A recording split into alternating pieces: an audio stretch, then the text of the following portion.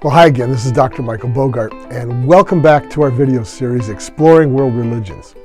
In this 13th series of videos, we're looking at Jesus and early Christianity. Now, even in our increasingly non-religious society, lots of people know something about Jesus and the movement that he started, which became the Christian church. They get it. Jesus had 12 disciples. He traveled around encouraging people to do good and be good. And somehow he got himself killed and his followers claimed he rose again, right? Well, there's actually a lot more to the story than people might think. For starters, Christianity cannot be understood apart from its background in the religion of ancient Israel. In fact, Christianity sees itself as an outgrowth of what was foreshadowed in the Hebrew Scriptures, which Christians call the Old Testament. Because of their commitment to Jesus as the Messiah of Israel, Christians regard their faith as the logical outcome of Judaism. Now, here's just a couple of the many Old Testament prophecies about the coming of Israel's Messiah. For example, Micah 5:2 predicts his birthplace. It says, "But you, Bethlehem Ephrathah, though you are small among the clans of Judah, out of you will come for me one who will be ruler over Israel, whose origins are from old, from ancient times." Isaiah 61 foretells what will be the Messiah's purpose. And I'm quoting, "The Spirit of the Sovereign Lord is on me, because the Lord has anointed me to proclaim good news to the poor.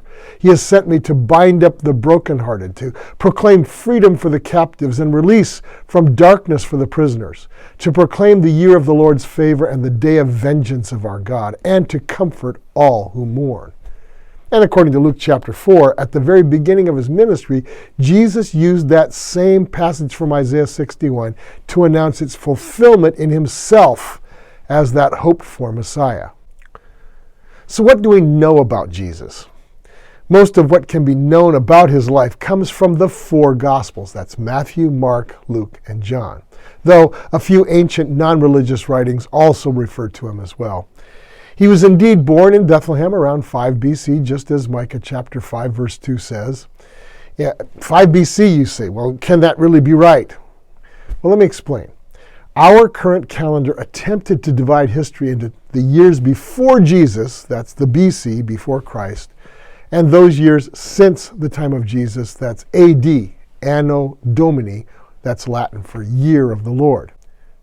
But the people who crafted our calendar seem to have miscalculated the date of Jesus' birth by around 5 years. So, because of that miscalculation, under our calendar, Jesus was born 5 years before Christ. I know it makes no sense, but that's just the way it is. Jesus had all the correct messianic credentials. He was descended from the line of King David, as foreshadowed by the prophets. He grew up in Nazareth in the northern region of Galilee, again, as the prophets predicted. He was baptized in identification with John the Baptist movement, which proclaimed the arrival of the Messiah and his kingdom. Jesus began his public ministry at around age 30 by gathering 12 disciples and other followers. He did that sometime around 26 AD. His public teaching and miracles mainly happened in that northern Galilee region, but he also made several trips south to Jerusalem for festivals, and he spent some extended time there in the south. We'll deal with Jesus' teaching in clip 2.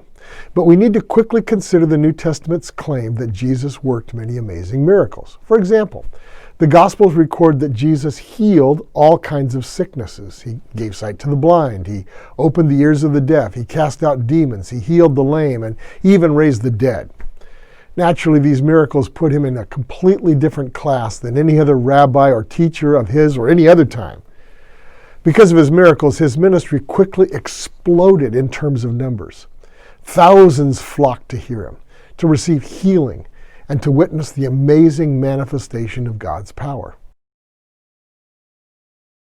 Now, it would be a mistake to think that the reason why Jesus did the miracles was simply to create a sensation.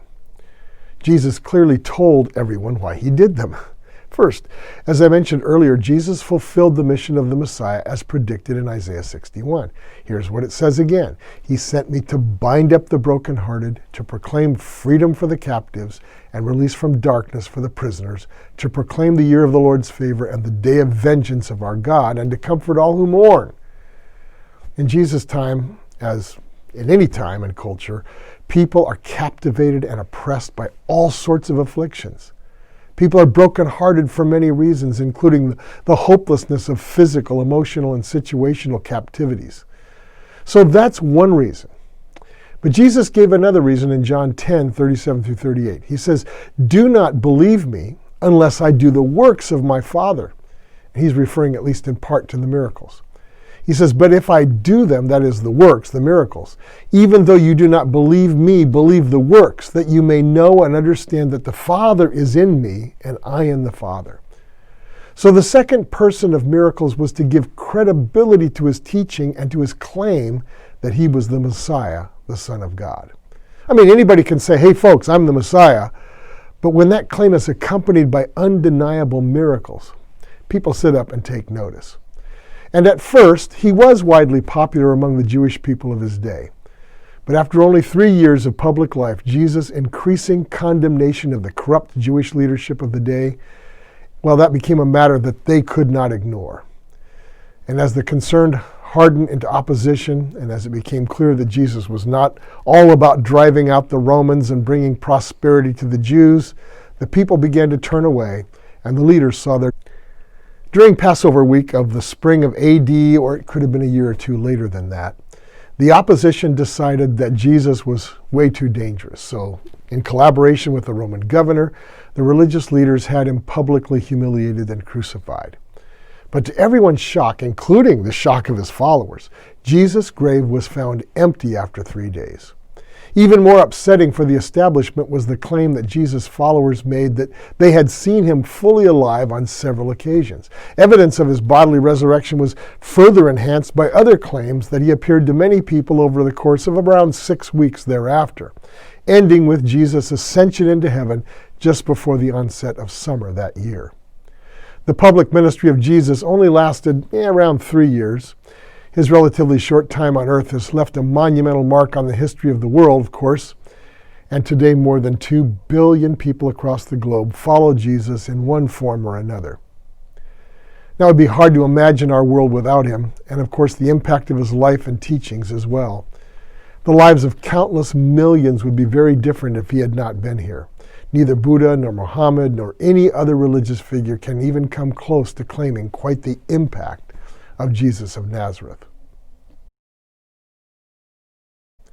Okay, so much for clip 1 in video session 13 within the Exploring World Religions series.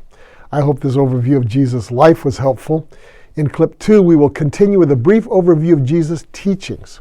Again, some of what Jesus taught may come as a surprise, maybe even a pleasant surprise to many of you. Till then, this is Dr. Michael Bogart. We'll see you then.